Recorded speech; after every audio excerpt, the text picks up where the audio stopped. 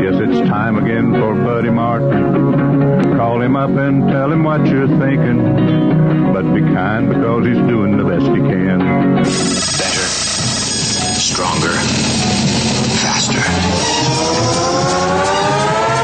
Mama says that alligators are ornery because they got all them teeth but no toothbrush. Hey, what if the voice calls while you're gone? Take a message. Bye. You ready, champ? I'm ready for this my whole life. I'm incapable of small talk. But that's why you love me, right?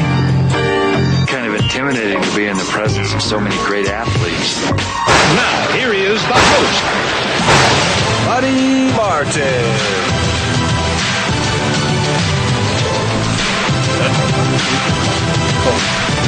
By the way, morning, Joe Dibble.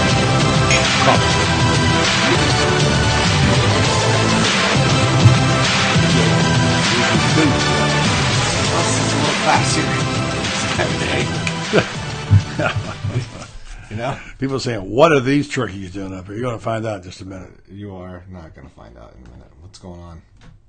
Hi. Hello. How are you? It's early. You hear the birds? You know It's a cloudy day out today here on the old homestead. Is this thing on? It is. Studio 12. A new look. Yeah.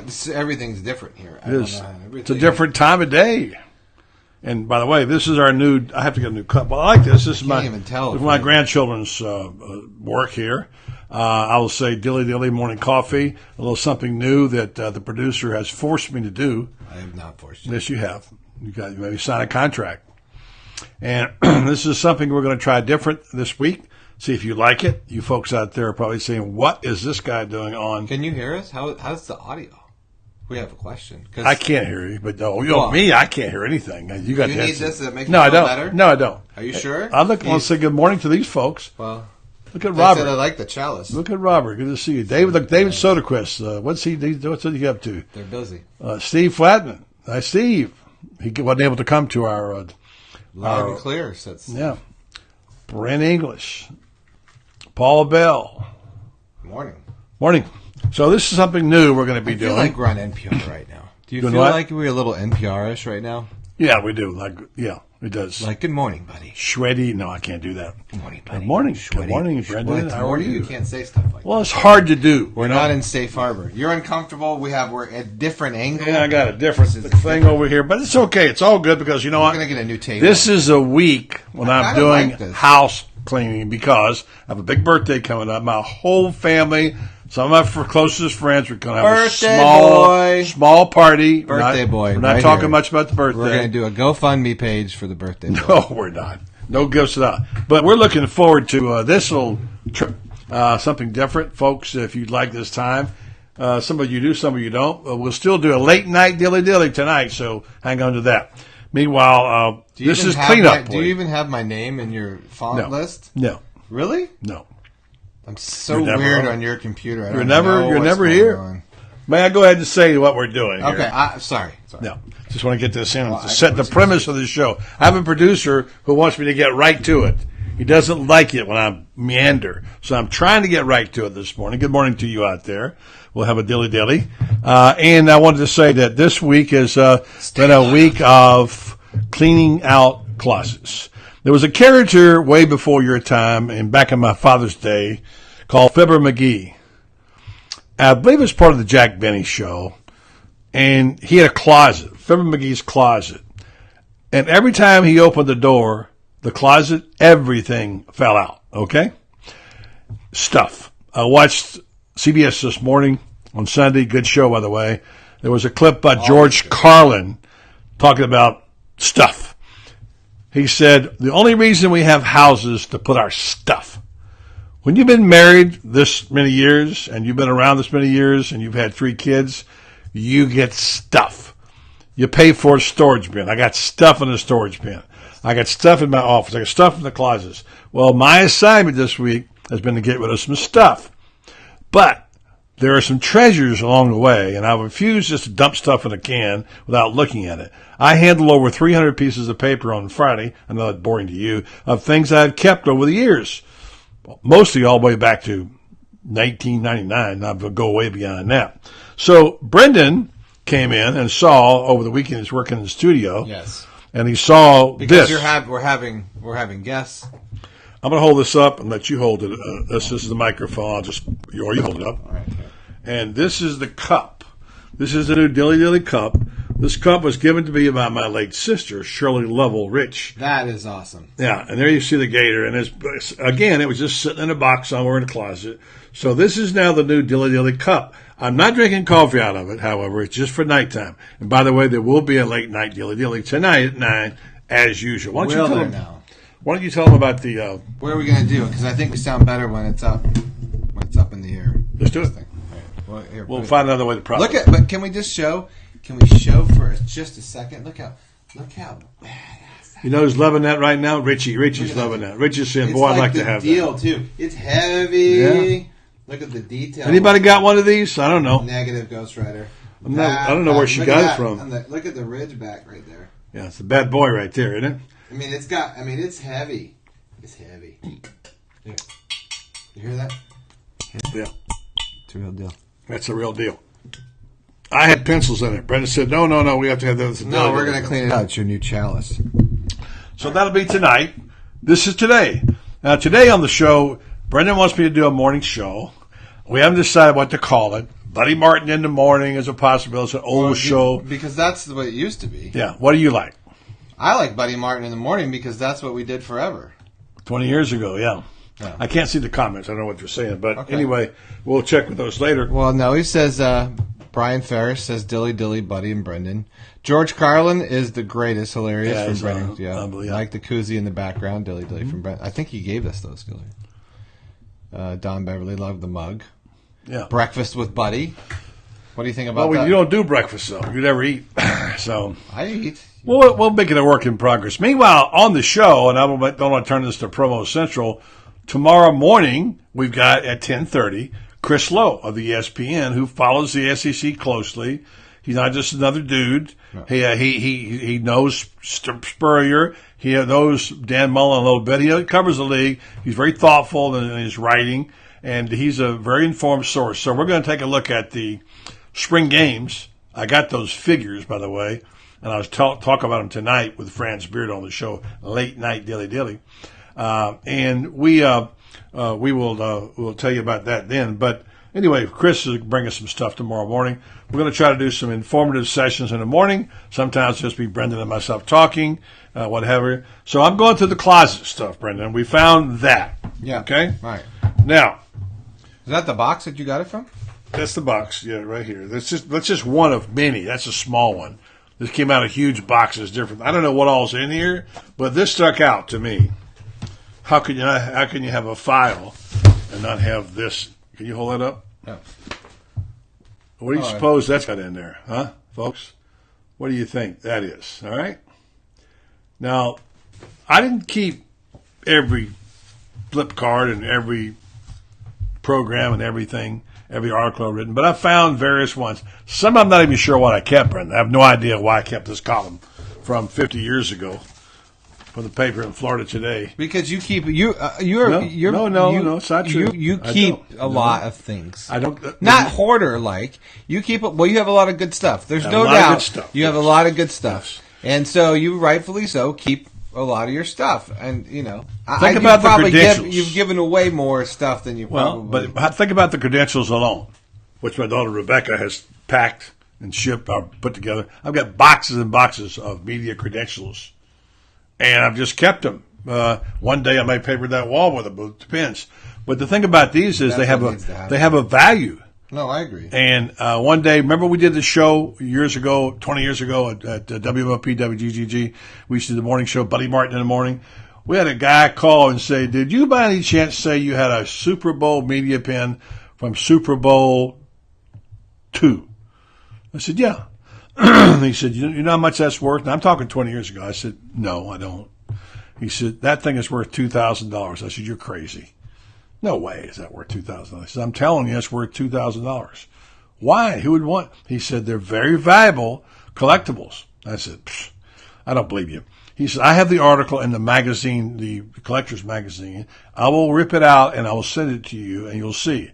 And he did, and he was right. It was worth $2,000. Now, you don't keep those things for monetary value. You keep them for sentimental reasons. When you go to Super Bowls and World Series and Masters and U.S. Opens and Kentucky Derbies, which I did for so many years, not bragging, that was my job, I kept most of those credentials. So they have some sentimental value. I'll leave them to my kids. They'll probably sell them. So that's what will happen. So You think I'll sell them? No. It'll be up to you. That'll be up to the fan. But I want to talk about this for a second. This I guy. want you to talk about it. I'm just trying to figure out where we've gone live to today. Where are we going live to? Have we gone to the Buddy Martin Good morning, show? by the way, folks. Dilly Dilly. If you're just tuning in. Did you find us on the Buddy Martin show this morning? Where did you find us? Yeah, what did you find? Where did you do the tease from? Well, I don't know. It's on your computer. Everything's different. I guess it's the Buddy Martin show. I don't know. I'm just trying to find our live show. What do I have here, meanwhile? I don't know. This is just a bio on Tim. At one point, I was considering a book on Tim. I even did work with an agent in New York. She didn't quite grasp the concept of Tebow. That's when he just graduated and was going to play for the Denver Broncos. I did a lot of work on a sample chapter, and I had a lot of material that I'd gathered over the years. And the woman I was working with didn't get it. She said, well, we need more marketing information. I remember that. And she said, well, you got to tell me what other books are like this are out there. I'm thinking, there are no other books like this out there. Tebow is a quote machine. He did some fantastic things. I even did. There you go. See? There you go. Gotcha.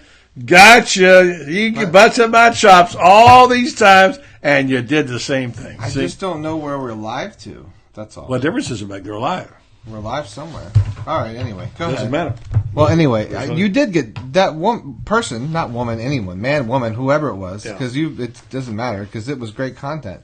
And anyway, it was too early to do. I mean, this is before Denver. Imagine having a book on the stands in Denver when he went to play for the Broncos and came off the bench and did such a great job. Oh. In Denver, it would have sold thousands of books. Thousands. I couldn't convince her of this. So I said, you know what? I'm pulling the plug on this. I'm not spending any more time. Anyway, that's just the Tebow Thanks, thing. Brent, by the way. He told us the Buddy Martin show page. Sorry. Just had to. You're the producer. If you don't know, dude, who does? It's your computer. It's the morning. I'm not driving it. I'm getting adjusted here. It's all good. We're learning. Slowly. Go ahead. They'll find us if they like us at this hour. So anyway, so here's just a Heisman Trophy stuff, Tebow background, whatever. Yeah. And there's the Tebow magazine, which is stuck over here somewhere, which is one of my favorites. It was right here. I think we moved it. It's right here. This is the magazine we produced, along with Tim Casey. This is his last. Tim Casey's awesome guy, by the way. Yeah. Hello. Morning, Tim. You're probably not there. No. This is a product of that, too. We were at that other publication, other website, and this was his last game. That's a terrific shot and stories inside. Yeah, that's one I treasure right there. It's a great picture. And that was one of our best editions that we ever did there. So, just a few things found in the closet as we talk about. We'll do this all summer. What's in here?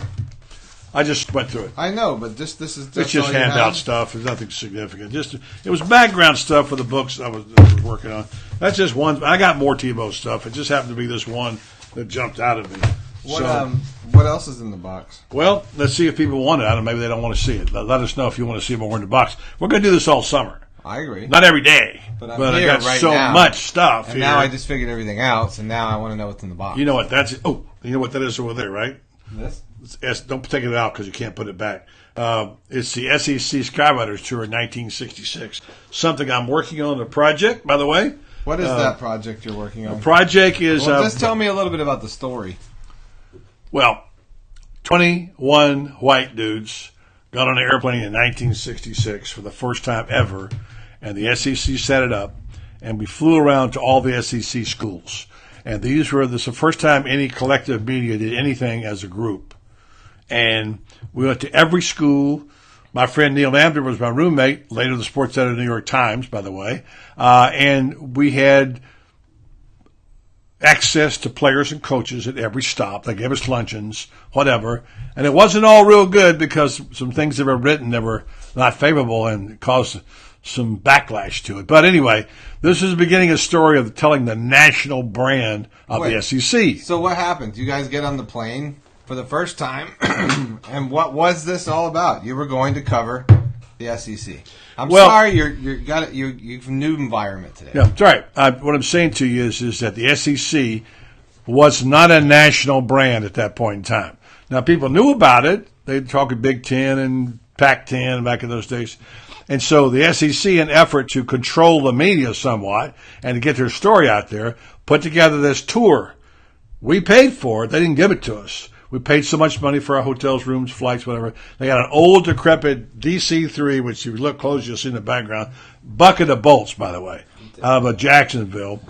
And they put these writers in. By the way, 5 of those are... Where are you? What do you think? Can you find me? I can see. I know the picture. Well, show them. Point. I can do this. There it is. I'm reversed here. Yeah. Right there. Right there. The guy, the young dude in the glasses right there. Now, only 5 people there are alive and out of that group now. 5. Very fortunate to be one of them. And so I've had some friends of mine talk about doing this as a podcast, doing this as a 30 for 30. I've actually had conversations with ESPN. I've got a friend who is a former executive producer of CBS Sports. He's helped me out with it. I've talked to producers. Is this worthy of retelling? Because what happened was, and maybe nobody cares, I don't know, is that these media guys began to tell the story of the SEC, which ultimately became a national brand and powerhouse. But in those days, it wasn't. And it was difficult sometimes because some people didn't get the concept that when we were arriving there in Athens or Oxford or whatever, in Knoxville, we weren't all necessarily friendlies. No. We were just out for the story, whatever it might have been. Journalists are going to write the story, whatever it is. Can you just talk for just a moment? I mean, you get up, but the air travel safety in general at that particular moment, Mm-hmm. you guys, what was it like being on a plane, with a bunch of guys? I'm sure that plane was not, bouncing or was bouncing and going all over the place. So tell me a little bit, what it was like. Just it seems the first, if you were to go back to that now in comparison, it must be a vast difference. The whole that must have played into all of it, right? In this information and podcast, I've got 15 hours of interviews with a variety of people who were there or a part of that era. Paul Feinbaum encouraged me to do this too as well. And what it was like was right off the bat when we joined the flight in Gainesville. The other writers were on it. We interviewed. Spurrier was part of that first class, etc. Ray Graves was the coach. Did spend the afternoon there. Got on the flight and get ready to fly the next time. I think it was Athens. And I remember John Logue, who's one of the 5 still alive, very distinguished writer. Later went to Southern Living and became one of the editors there. Beautiful writer and wrote some wonderful things. And John Logue got in his seat, okay, and this DC-3, his bucket of bolts. He grabbed the seat belt, pulled it, and came up by the roots. There was no end to it. I remember that. And that didn't give us any confidence. Was there any in-cabin staff? There was a flight attendant, and there were 2 pilots who liked to drink every night. and so a lot of times they closed the bar from a long day, and sometimes we hit 2 schools a day. It was work. It wasn't like a party time. We had to grind out stories. And by the way, take those stories, type on a typewriter, down to Western Union and say, please send this back to my office. So this is what this is about. Anyway, the bottom line is that we landed it. We were going to land it. We'll get off the subject. No, because I'm fascinated by it. I watched the Post yesterday, by the way, the show, The Post, about the story right. before you Watergate. Yeah, I watched it. And I thought, of course, period. I think of you and being a era of newspapers that a little bit about and how things were done. So this was that time era. This was that how'd you get your stories into the newspaper? I mean, would you call them in word to word? How did you transmit a story? And if you were in Auburn or if you're at another SEC school, how did that all go down? What was the tech side of that? Let me just say shout out to my cousin Robin this morning. He's watching. Robert's checking in. Brent English says 30 for 30 would be awesome. Love the history of the SEC. Chad Rich, our good friend, our good buddy, and one of our chief admins is joining the chat. Money Atkinson, one of the great Gators around, says Love hearing this history. Here's Robert Colville. He's the resident comedian. Flight video was the Hindenburg. Rebecca, your sister says a giant typewriter. Well, it's about 25 pounds. Yeah, but how did you get the story back to the paper? All right, we typed it on a piece of plain paper. We put NPR collect, which is night press rate collect. We took it down to the local Western Union. They sent a telegram with the story and went back to our offices, had to be edited. Then it was sent back to the composing room, which then they had linotype machines. Lay the type. Well, they had to set the type. Right. Line by line, lead slugs. All went to a chase, went to a steel chase. It was then rolled. They rolled a piece of cardboard over it, and they made a mold. They put hot lead in it, and they put it on the press. That as opposed to pushing the button one time and then 20 seconds having your story done. It was definitely the horse and buggy days. Well, I remember just saying last night in the movie, I was like, going to print, like waiting to go to print was a big deal. You got 50, 60 people waiting to go to press, and the whole process of that. I mean, the pressure of the deadline was for real, right? Yeah, absolutely. And Rebecca says Morse code, and Brent English is right. I said this before. Telegram via Pony Express. I've used that expression. You're right. Rebecca says, I'm dating myself. Of course I am. Yeah. This is how it was, man. And by the way, this went on for a few years. Yeah. We didn't get computers until the 70s to start. But my point is you asked about the trip, and we'll get off on another subject. No, I got back to the closet, Favorite McGee's closet that we got to go to. But the one thing I want to say, the famous moment. Because I can never remember. All the SEC people, this is part of the lore, is the plane was about to land in Auburn. Right. And as we're about to land, you heard props, and you're saying, oh my gosh, he's pulling up. And he boarded the landing, and we're seeing these trees, pine trees, coming at us. And this thing is going full rev. There are people freaking out. I remember looking over at one of my friends, Raymond Johnson, an older gentleman, who was from Nashville, had the pillow hugging it like this, praying. It was scary. And we get to the edge of the trees, and we go, ugh. One of the writers, George Smith, who's still alive, said he saw the wing clip one of the trees. No. Yes. And yes. And then so we circled back around and landed. People got off, went into the bathroom immediately, right to the bathroom. But you didn't. Yeah, I mean, no, I'm not kidding. You were fine. We were scared to death. A near-death experience, by the way. And so, anyway, that was that story. And the next year, when they landed at Auburn, my late friend Jack Hairston, some of you know him, spelled Hairston, it's actually pronounced Harston. He played the harmonica, and he would get on the loudspeaker, the PA system. And he got to Auburn. He began doing like he was preaching a sermon. And he played on his harmonica, "Nearer My God to Thee," which, of course, is the song they had on the Titanic. Right. Scared people to death. Anyway, that's part of the story. He did that? That was like his little joke? He did that. That's pretty funny. Exactly. Yeah, Buddy Holly moment around. You're right. Yeah. Okay, so that was that story. Well, and are you going to do a podcast with that?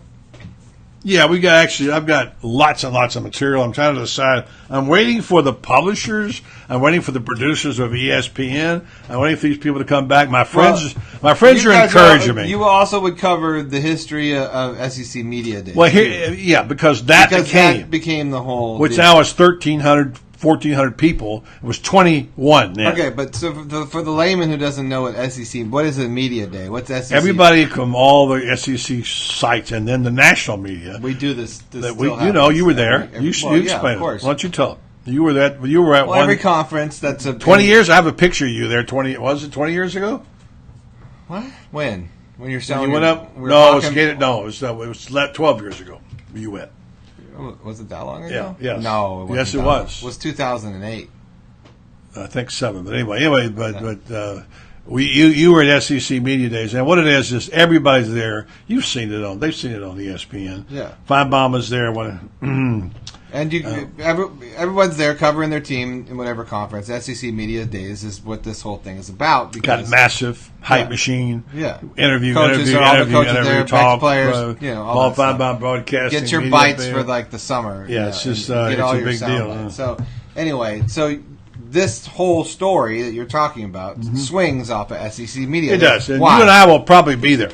Why in Atlanta. Why does it? What does it have? What does one? Because have to do it's this massive hype machine that's come out of that in 1966. But the SEC wasn't the SEC as it is today. Well, it was still pretty good. Then. It just wasn't as well known.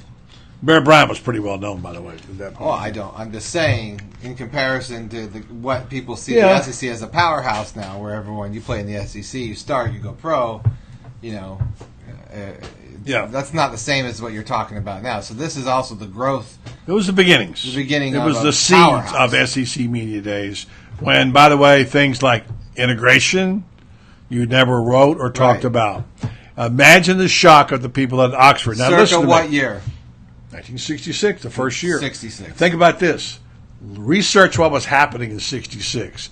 Look at what Martin Luther King was doing this march. What was happening? To Alabama. Okay. They were marching through Alabama. The road to Selma. All was happening. All the civil rights things are all happening.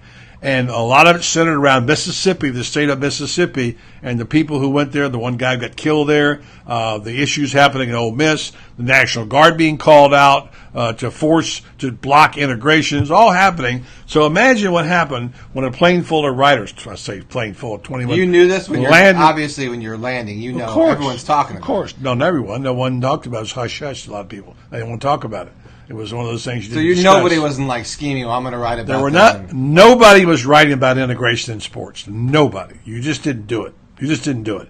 It was sort of an unwritten code, something you didn't talk about. But when we landed in Oxford, my roommate and friend Neil Amber had written a story the day before about what was happening in Mississippi, what was happening to the Ole Miss staff, what was happening to apartheid, which we later learned a word in South Africa. And he wrote this lead, or this paragraph saying, age, and the head coach is Johnny Vaught, who won 6 SECs and was getting old, long in the tooth. Apathy, and some of the people didn't seem to care about Ole Miss like they used to, and apartheid as really the hallmarks of the Ole Miss program. When we hit Oxford, it was a you-know-what storm, because they were not happy with having media guys, these people coming out, and what would they write about? And Neil wrote the story. I'm going to say it, whether you like it or not. He had the balls to write the story. Was that what it was about? It wasn't sensationalism? No. So when you saw him, you're like, dude, that dude's got big balls. I know him. He was my roommate. I know him. He's got balls, and he wrote it, and it was true.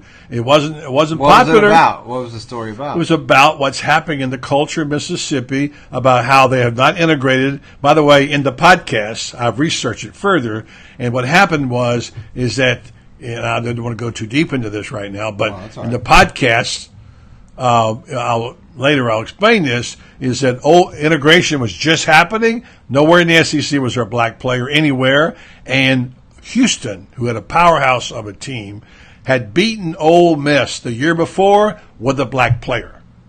And everybody was asking Johnny Vaught, Johnny, what you going to do about that, man? He didn't like it. Upset to get beat by a guy with a black player. That was an insult to him. And he was asked and I've got it documented, he was asked about that so many times he got sick of hearing it. And his exact quote was about when they would get a black player. And he says, I don't know. And he says, I guess it takes one to catch one. Ooh. You think that didn't go viral? Oh. In the modern day of viral, in the old days, it was the AP, hit the AP, and it went everywhere out there. So that's the mentality. So is that viral in the old days? Is you hit AP, it was it. When you hit it AP, was all over the country. They had all over the country. Yeah. So imagine what it was like that next year when we landed in Oxford. No. We looked for the anti-aircraft guns before we landed to make sure. That's that story, okay? Good story. Part of the stuff in our closet, we'll deal with some of this. We don't want to do all memory lane stuff. One more. I'm going to take my buddy Van McKenzie, all right? All right. Because this guy is important to me. This young man died tragically about 5 years ago. He was in the sports editor of this Orlando Sentinel, but prior to that, he'd had some huge jobs. He was sports editor of the Atlanta Journal-Constitution for 10 years, won all kind of national awards.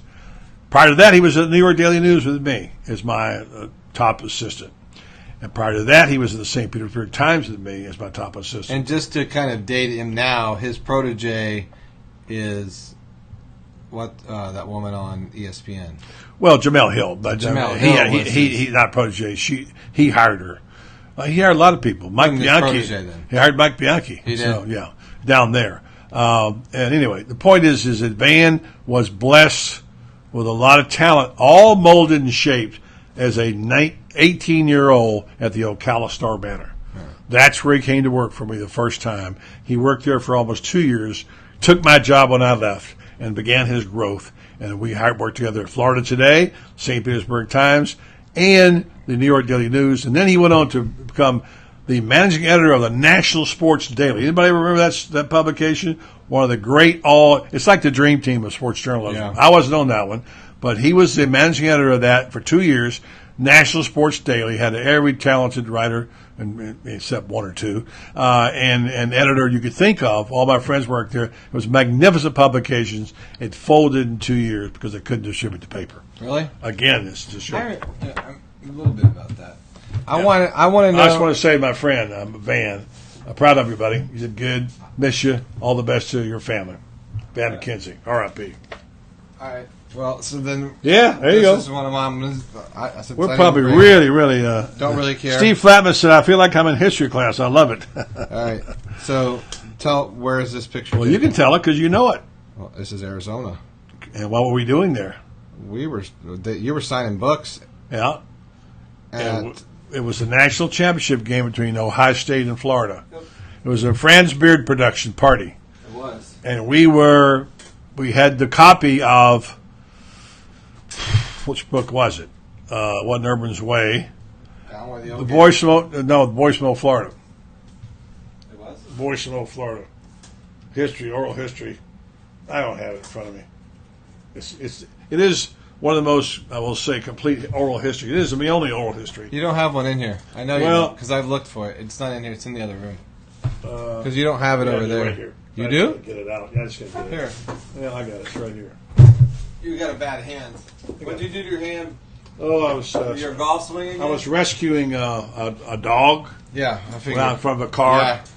The foxes came out, and you wrestled down a couple of foxes. Well, I wrestled the foxes, and then I stiff-armed stiff-armed a big truck. And you won't go to the doctor.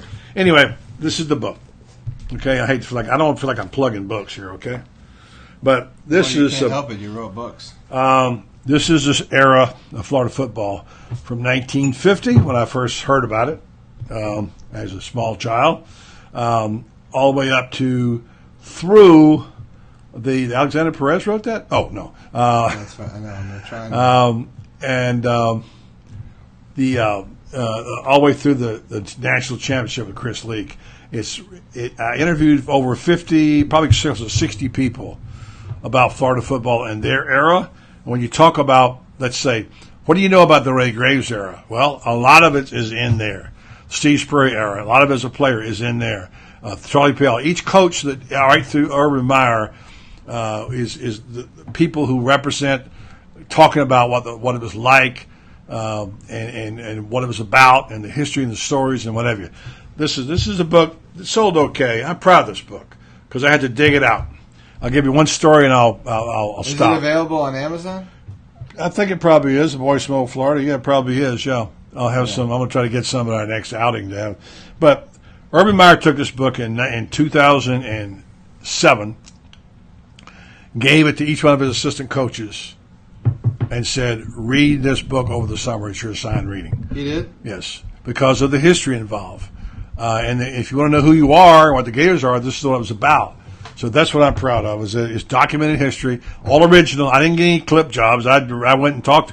One guy, Wilbur Marshall, I called almost 50 times. I remember. And how I finally got him, I knew he was either in Arizona or Washington. And when he was in Arizona, he wouldn't answer his phone. In Washington, his fax machine would answer. So I took a chance one day. He was by his fax machine. I faxed him, Wilbur, call me. Here's my number. He finally called me back. So anyway, that's part of that story. Boys from Old Florida. Okay. Are you doing a 6 o'clock show today? No, 9 o'clock tonight. Dilly. A late night dilly. Yeah. 9 o'clock or 8:30? 9 o'clock. You're the producer. Whatever you want to do. All right. And then who's your special guest tonight? Well, Franz Beard right now, we had Chris Doring scheduled, but we're going to do him later in the week because he's tied. He's in Nashville. Chris is doing a lot of good work for ESPN right now. So we got one other guest possibility. We'll see I don't know whether Bubba's available. Late night daily is always we sort of throw it together at last minute. So we'll get a few guests. We'll hear from you, these folks, talk to them. We'll try to get Bubba online. Franz, of course, is always there. And we'll see what else is available tonight. What the folks want. Okay. I won't get into this now, but I got their figures. Are you going to give any of this stuff to the elite? I don't know. We'll see. I heard that rumor between you and Bubba that you. I think we're going to give them stuff. We got stuff planned for them. Is that the ruler? Is that the ruler? That's the ruler from my days at the Ocala Star Banner when I first started. I found it the other day. That started with me. I think you probably whacked me with this. Listen, I never whacked you with anything. Yeah, you probably. Never whacked you with anything. Yes, you did. Buddy Martin, right here. No. I heard you missed practice. That started with me in my career when I started out at Star Banner. So that's a relic right there. Buddy Martin, the toughest. Part of the closet. Clean. I hope you're not bored, you folks. See those shoes over there? I'm going to give those away to the elites. I'm going to give mine away to the elites. Well, I have a drawing for them. I'm not in the elites, so I don't. Yeah, you are. No, I'm not. I haven't paid. You got your own. I'm not. I am in. You got your own. You got your own shoe. Didn't put I've got goodies for you out there. I'm gonna be taking care of them. So give me this week. I got a little bit of a party going on this weekend. This is gonna be very cool. Thank you to my nephews and niece. They have a company called Party Joe's Time. Birthday. Party Time. I want to say give them Party a big Time rental. Well, it is. They do unbelievable. They did your wedding right out here in the backyard. Unbelievable doesn't cover it. No, it doesn't. You had chandeliers and Scott's okay. Scott Level's okay. Yeah. He's a huge Gator, so you give him a pass. But Dawn is probably the most amazing event/designer that I think I've ever known. Her events and stuff are truly. If you live around here, you know about Party Time, and you know about her events. They're top notch. I've never seen anything like them. Unbelievable. This is the morning edition. We haven't named the show yet. Might be Buddy Martin in the morning. Might be Buddy and Brendan. I don't know what it is. Buddy and Brendan. Why is it Buddy and Brady? Yeah. I don't want to be a part of that. No? I don't like anything to do with that. Okay. I was thinking we talk about stories. We go about talk about when this stuff was taken. We'll go a little memory lane stuff once in a while, but and you can't get this, by the way. Forget trying to. And you're not giving this away. No, I can't. That's my sister gave me that. If you haven't seen, if you're just joining us, this thing's amazing mug. We'll put the box down for the day. Chalice. Anyway, they had spring games. I watched some of them on Saturday. I watched a little bit of Alabama's game, a minute of Georgia. It's really hard to watch spring games if you're not part of the program. They had big crowds. The big crowds. I'll get into those tonight of what they were, the figures. And you were up in Tallahassee. It was just up there. And they said they had 62,000. I don't know about all that. Yeah. Willie Taggart got up and... Yeah. How was he?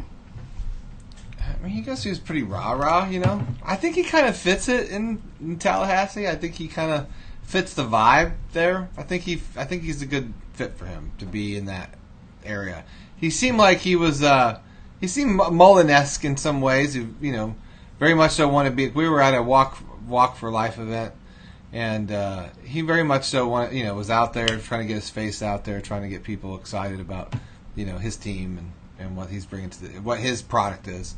And his product is that no man or no team, was it? No man or no team. We will bow down to no man or no team or something. Something like that. Yeah, it's very, very powerful. He said 62,000 and change. Well, how did they count it? Is there like a... There's not even that going on because I don't even knew. It's just like we guessed, right? Yeah. There's no exact... No, there's no turnstiles.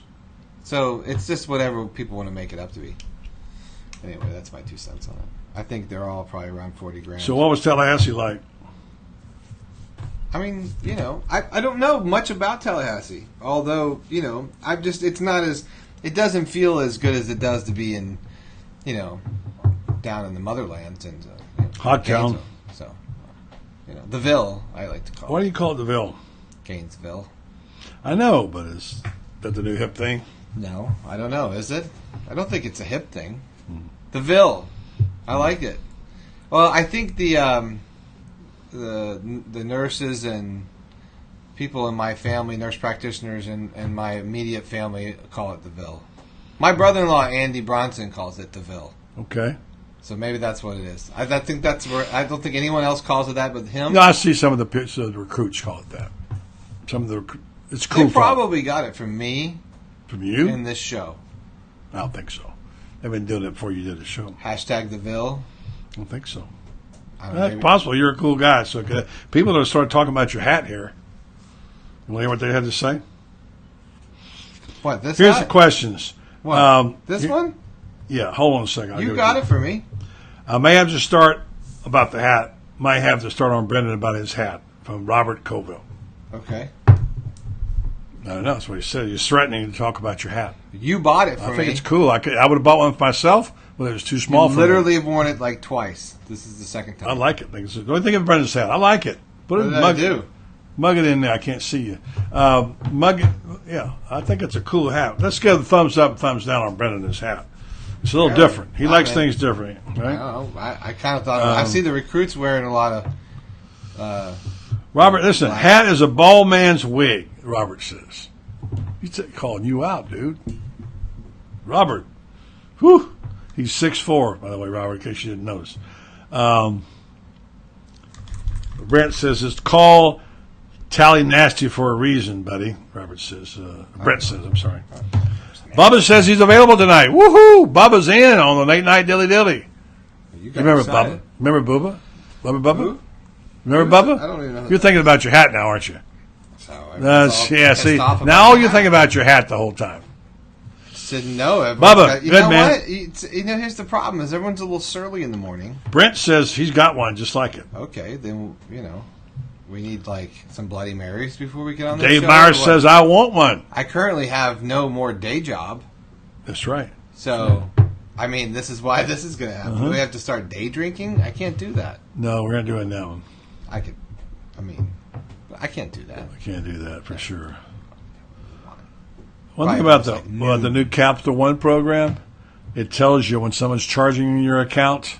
I just got a notification of a charge. Your mother. Guess what that would be? That would be, by the way. Happy birthday. Yeah. I'm excited for her. So. Well, did you want to? Oh, were you going to take calls one of these days? Does anyone want to? Yeah, we don't even know the number of this phone. You don't? Where is it? Where is it? I don't know. It's the other cell phone. We'll do that later in the week. Let me get through this week. I got family coming to town, birthday. We're going to do this. If you like this show, we'll take nominations for the name or suggestions. We're going to have guests sometimes. Like tomorrow, you don't get these guys every day. Chris Lowe from ESPN, who's one of the better dudes around, knows his stuff. He's going to join us tomorrow at 10:30. No 6 o'clock show tomorrow night, just so people know. Are they going to like? They're going to hate that, aren't they? They're going to hate it. I don't know. I think they're going to hate it. You're the 6 o'clock guy. I have a kid. I don't know. I can't do 6 o'clock. I know, but see, everybody thinks it's about them. What do you mean? Everybody's got different schedules. It's not about the schedule. It's like, I got kid. Other people don't have the same thing. Here's a request for look at this. What? This has been, I don't know where this is. People send me things. Folks, don't send me things asking me to get them signed, okay? Please don't do that, all right?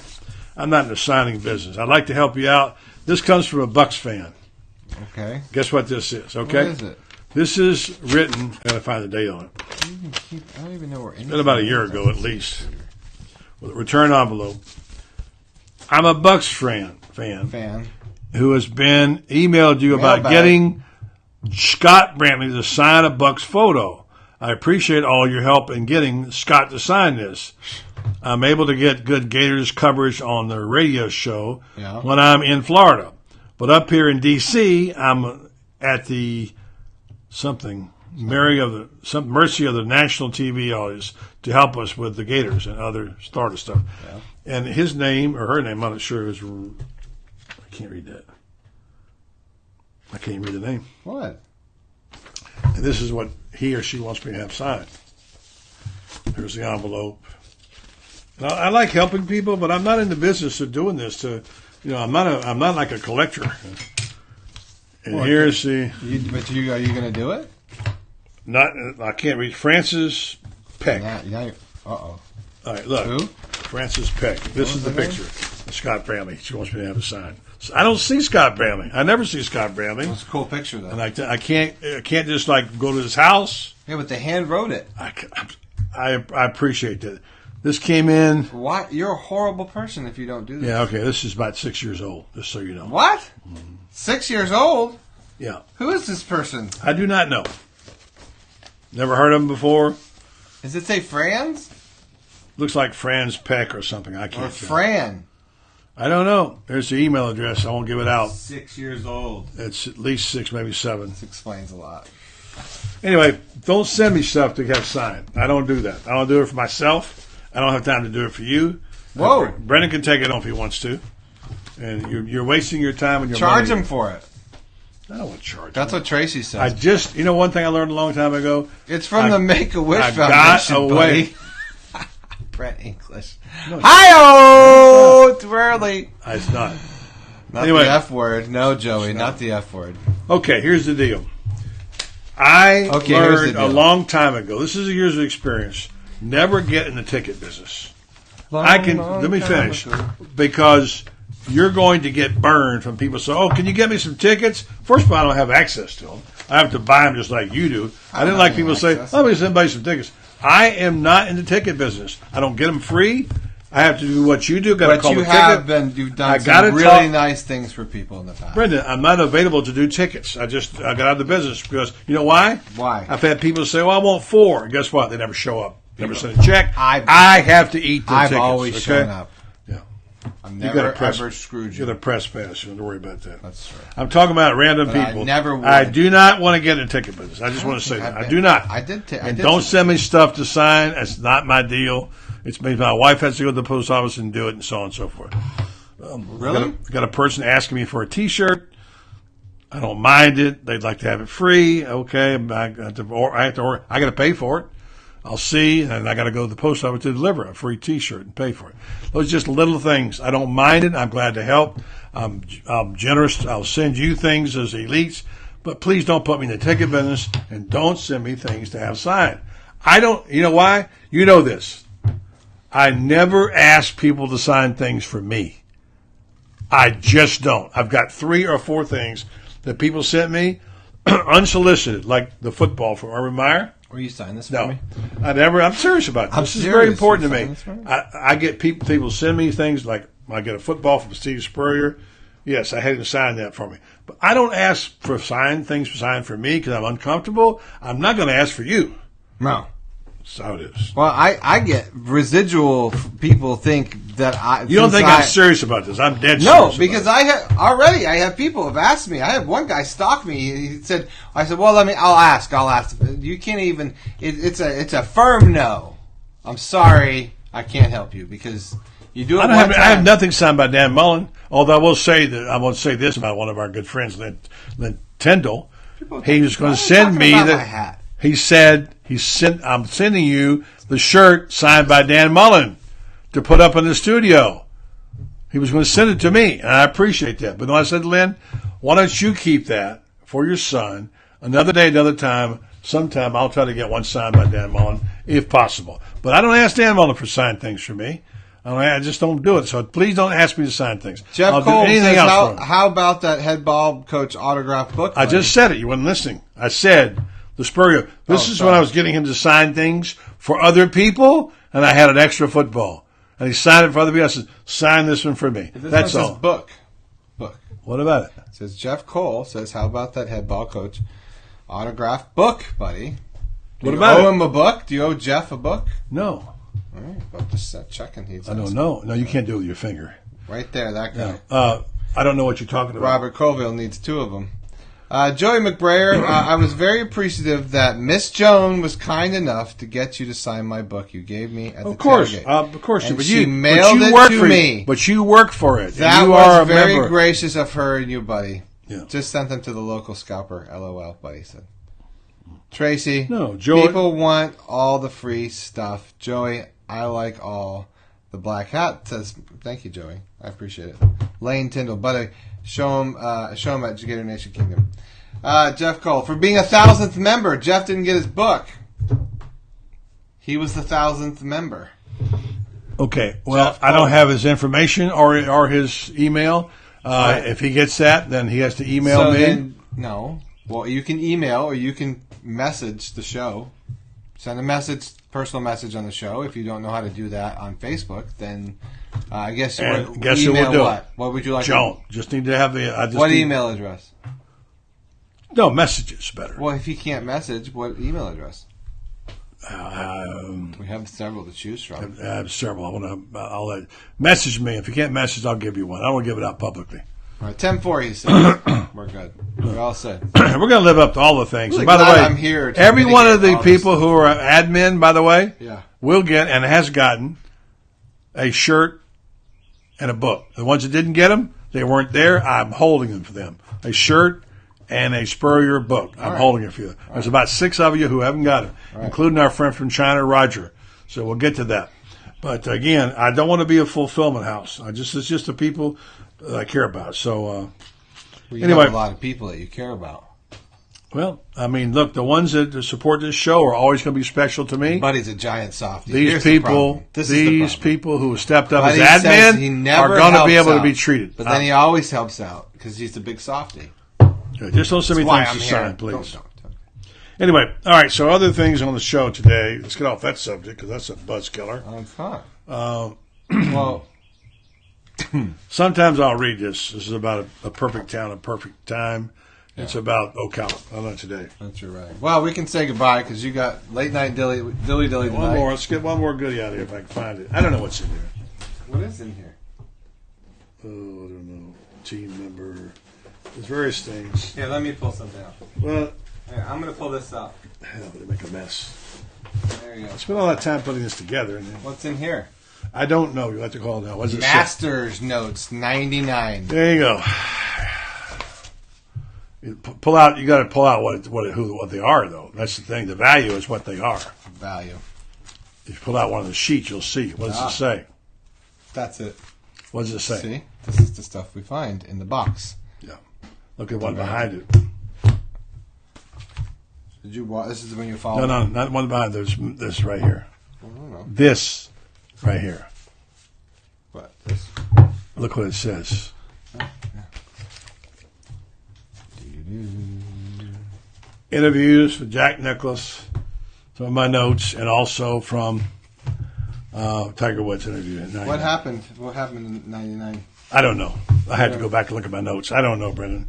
I don't know. I can't. They all run together. When you've been to that many Masters, you forget the years.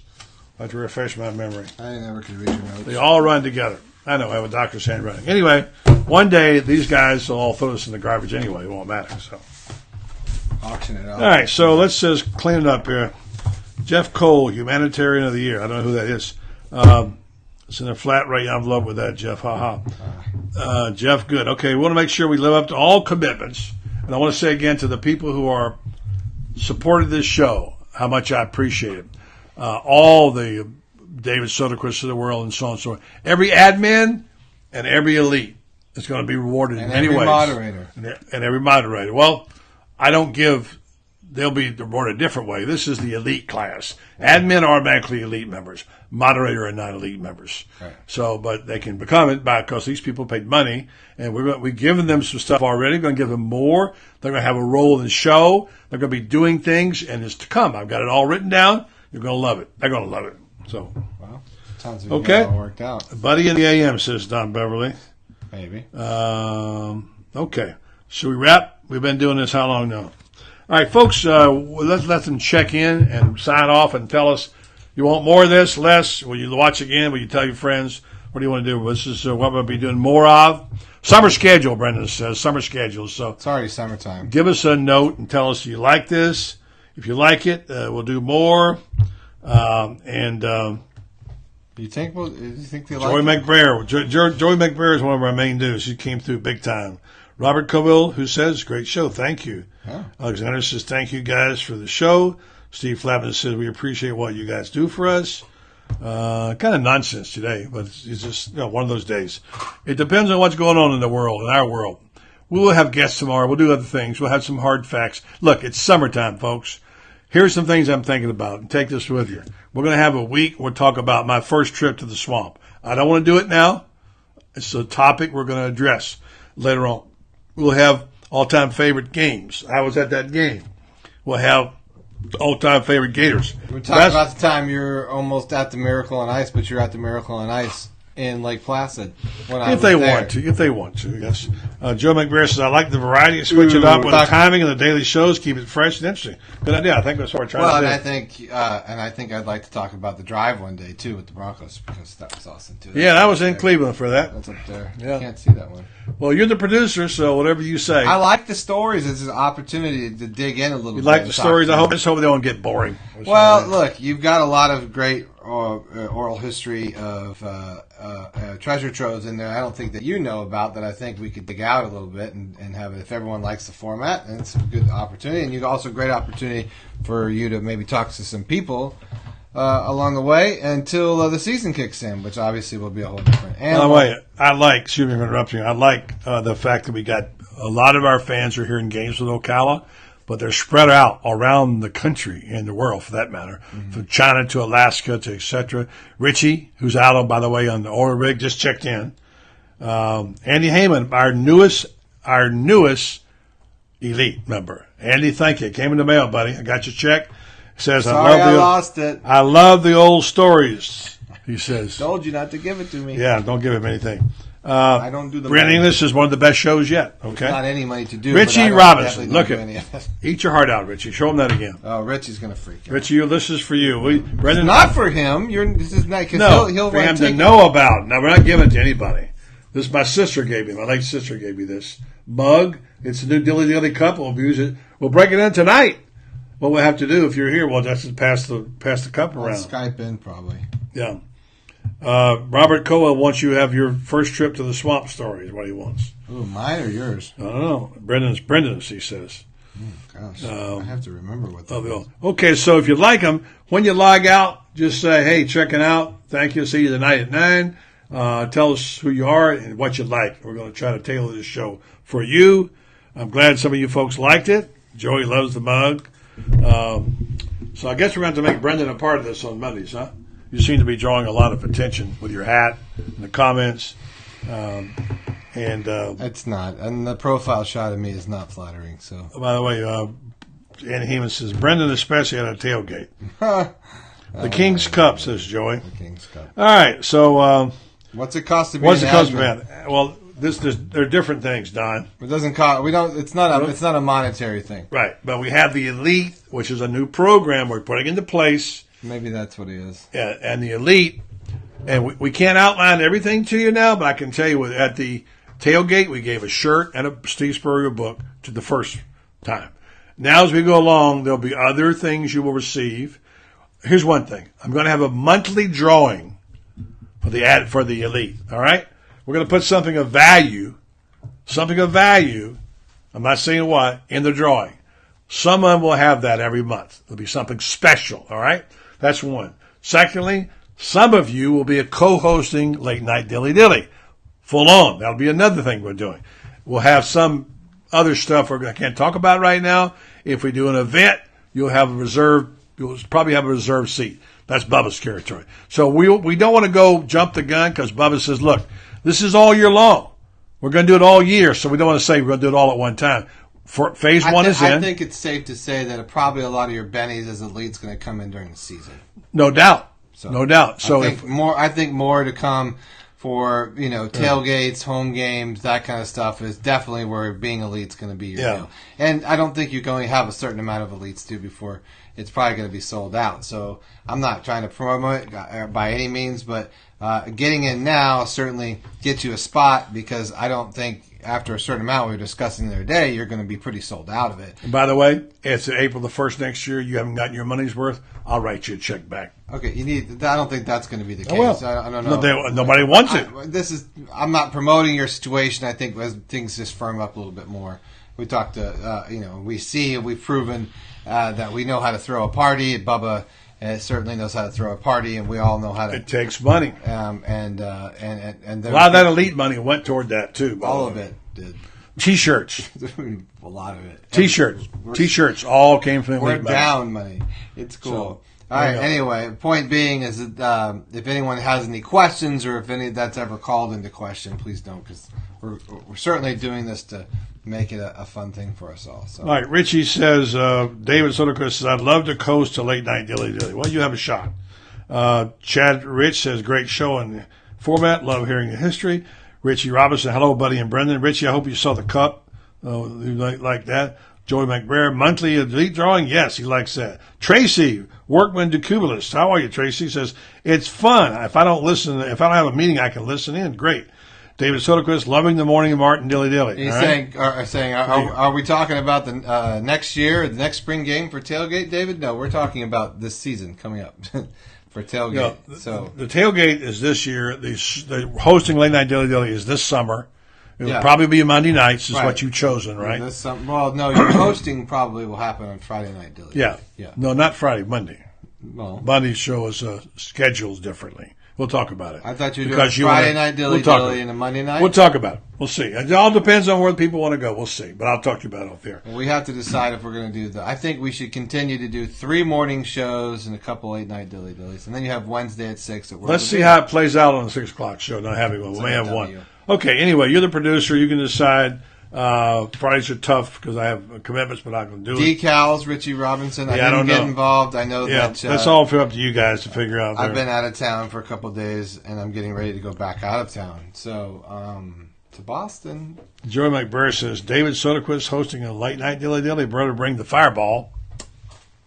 I mean, if we're going to do fireball shots, it might be a later show. I'm not doing Fireball. That's a separate channel. Hey, we'll go out talking about Danielle Hightower. Are you going to say just thank our people who sponsor. We love our admin. We love our elites. We love our listening audience. By the way, just to clarify, let people know, you don't have to be a member of the kingdom to listen to the show. You can go on the Buddy Martin Show, anybody can, on Facebook, and you can listen to it. Now, if you want to know more stuff and you want to be involved on the inside, you want to be able to whatever, you got to join the Gator Nation Kingdom and take part in the events. Yeah. They are separate, but it's together. I'm going to say it right? 100%. I think tailgating and that sort of nature, the gathering and everything else was the Gator Nation Kingdom. If you're interested in being a part of that and being a part of our community there, then you need to go to search the Gator Nation Kingdom. It'll be a closed group. Ask to join. Our admins will and moderators will decide to accept you or not based on a couple of questions, and then you're in the kingdom and you'll be a part of more of that community of what we're doing there. As far as the shows are concerned, the Buddy Martin Show is always where you'll be able to hear us. We'll never deviate from that. I think we're doing some stuff on Gridiron now. Gator page for a while. I think we're going to pull the plug on that. We're going to stop doing that. World of Beer now will generate from the Buddy Martin Show page this Wednesday. Yeah. So you'll get a notification for that, so we'll stop being so confusing, and everything will be here. So everyone will get notifications. You'll know where we are. We're live. Yeah. I'm going to try to do 2 or 3 morning shows in a week. I think mornings are a good time, and I think we're also going to try to do a couple of late night Dilly Dillies. And get us through the summer, at least till August, since 2-a-days start. And then we'll modify the schedule accordingly. So there you go. And again, we want to understand, Bubba handles all the takeout. Bubba handles all that stuff. That's his department. Mm-hmm. We're all teamed up. But what I got to worry about is this show. That's my job, and the logistics. You and Jennifer and the team, your whole team, Chad, Rich, and all that team. Yeah, well, you're in charge of that stuff. I don't know about that stuff. I just want to do a show, and I want to be here, and I want to get guests, and of course we want to market the show. We're looking at ways to market the show, which we're excited about. We done here now? Yeah, I'm done. You done? All right, everybody. See you tonight. Late night Dilly Dilly. Look for the schedule. 9 o'clock. Say goodbye with Little Hightower.